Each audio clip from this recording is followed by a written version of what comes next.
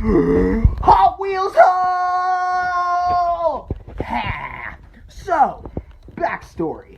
Yesterday, I decided to just be like, hey,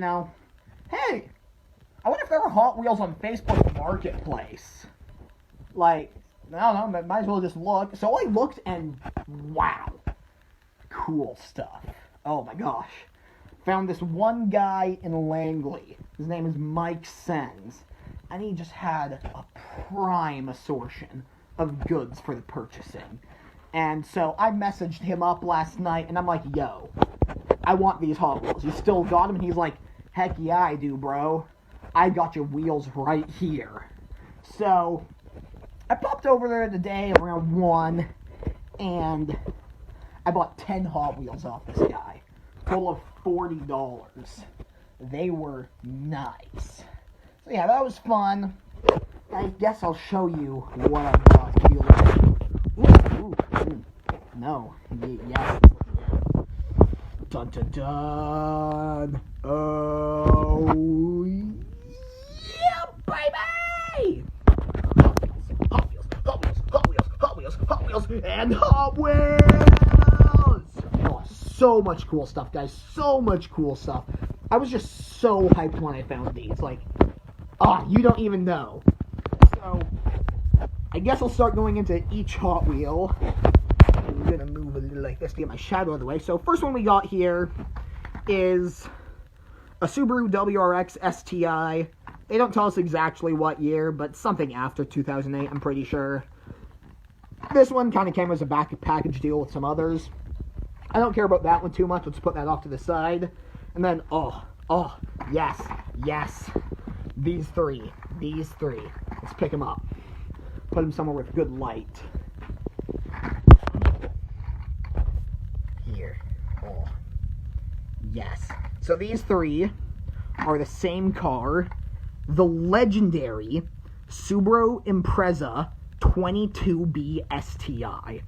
This, baby, it's so sick. You guys don't even know. This is one of the most legendary rally cars of all time. It was just completely dominant. It was the car of one of the greatest rally drivers of all time, Colin McRae, and these things are rare. What's special about these cars is they look like a regular Subaru WRX, but then you're like, hey, wait a second, it's missing some doors. These things are supposed to have 4 doors. Well, nope. These ones have 2, and that's why they are just so sick. Like, not to mention, this car is in the TV show I'm watching, Initial D, and it is the car of the best character in the entire show, and it's just, so sick. So sick. Such a sick car. Then the other ones I got, these are both the same car, just they're both red. I bought both of them because in the pictures they looked like they were a different color. One looked red, one looked burgundy. But, they're the exact same, except different size boxes. But I don't really care because I can just give one as a present to someone. But, yeah, these are just so, like, I cannot believe that I found these. I'm just so hyped. So anyway, enough about those. Getting into some more. So here we have Nissan Silvia, an S13 specifically. S13 is just the specific generation. In America, North America, these were called either 180 or 240 SXs. So Silvia was the Japanese name over in Japan. But S13, it's another really cool car. These things are classic drift cars because they're nice and long, rear-wheel drive, and back in the day, they were pretty cheap. So people just bought a ton of these. And this is another car from Initial D. And, yeah, actually, there are more than one of these in Initial D. Anyway, this thing is pretty darn sick. Silvia S13, heck yeah. More cars. We've got 2018 Honda Civic Type R. You guys might be like, oh yeah, it's just a Civic. What's so cool about that? Just a Civic. Well, first of all, shut up. Honda is cool. Honda's reliable, and they've made quite a few darn cool cars.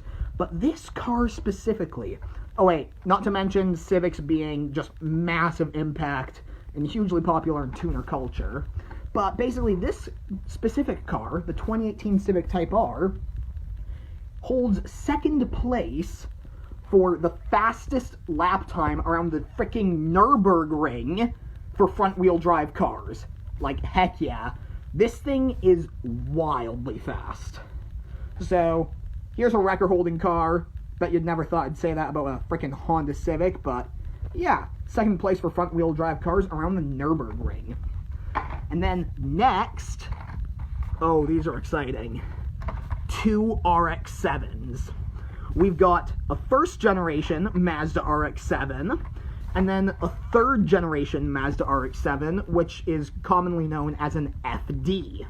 Now, this car is freaking sick.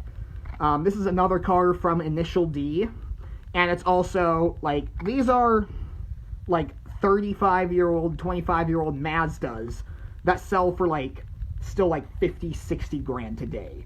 These are hugely loved cars, the FDs. Like, they just sell for crazy amounts of money still.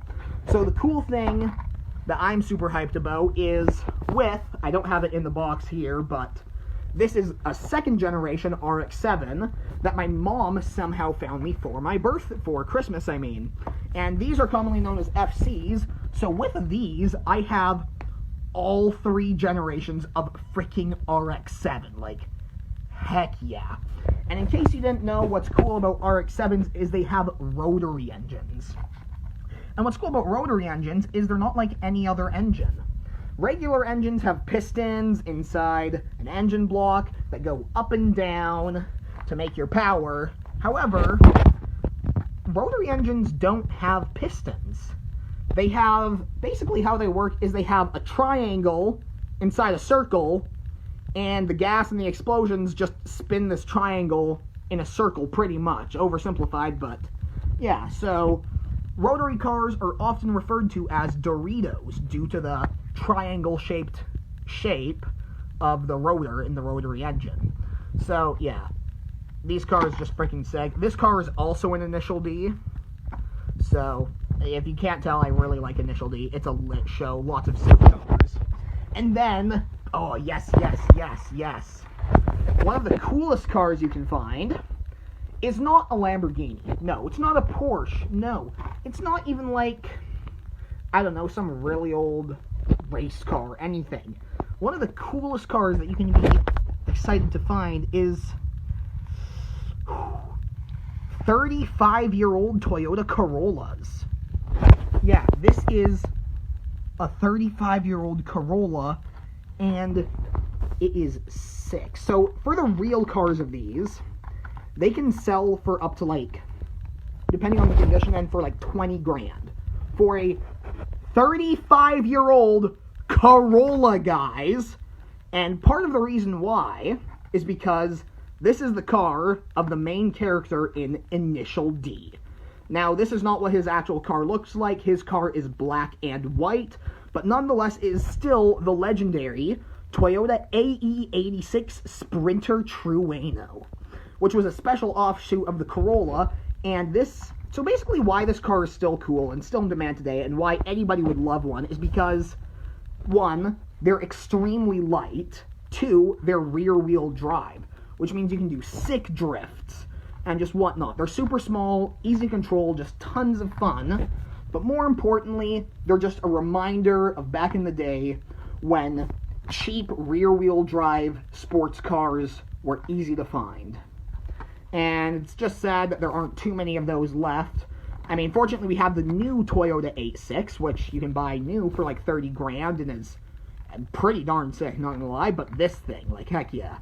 One of the coolest things about this Hot Wheel in particular is the pop-up headlights on this car are actually up on the Hot Wheel itself!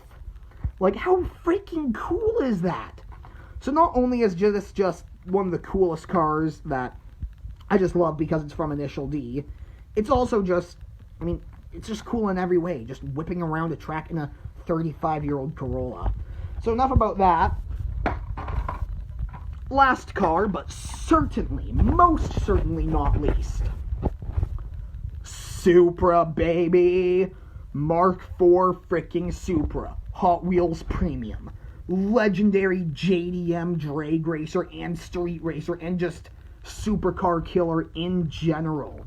Made of real metal, possibly actual rubber tires. Not sure, I haven't opened it yet, but like, that back end is accurate. Like, those headlights are spot on. Super, baby. And it even has the Toyota logo on it. So cool.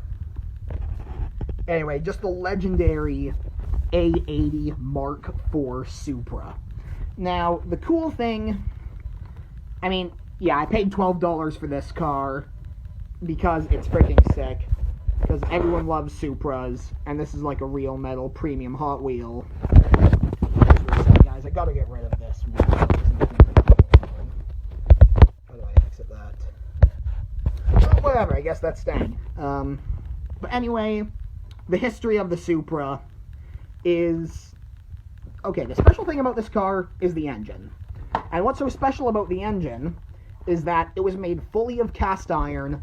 All of the piston heads are aluminum, die-cast aluminum, and it was just built with so many oil things to keep everything cooled, everything running smoothly, and basically this car's engine was built like a tank. And what that means is that people were able to pump tons of power into these engines, and the engines wouldn't blow up because they were built so strongly. Like, we're talking up to 3 or 4 times the amount of power that the car was originally intended. So, for example, this car's stock normally came with around 320 horsepower. There are people who have made these with 1,000 horsepower. Like, guys, that's as much horsepower as frickin' Bugattis and Koenigsegg's and all of the newest multi-million-dollar hypercars. And, like, Supras are just so classic. Not to mention they were hugely popular also because of Fast and Furious. And this is really one of the cars that put Japanese car culture on the mark. They're just so sick. I'm so excited about that car. And another cool thing is the engine in this car is roughly the same as the engine in my car. Not to brag, but it's pretty darn cool. This car has a 2JZ GTE engine, and mine has a 2JZ GE engine. The major difference being that this car has turbos in it, mine does not have turbos, and also this has like oil squirters beneath the pistons, and my car does not have those oil squirters. But, I mean, whatever. I mean, you can still turbo my car and make a ton of power. But anyway, guys, that is my haul for the day. And I just wanted to share this with you guys because I am just so excited about these cars. Like I said, I bought 10. Who knows, maybe I'll do a giveaway for one of these lit red legendary Subaru 22Bs. Just kidding, no, I just might give it as a present to a friend. Who knows? Anyway, thanks guys for watching. If you actually watched all the way to the end of this, you're real ones. Just thanks for watching, guys. I'm not sure how to end the video, but I love Hot Wheels.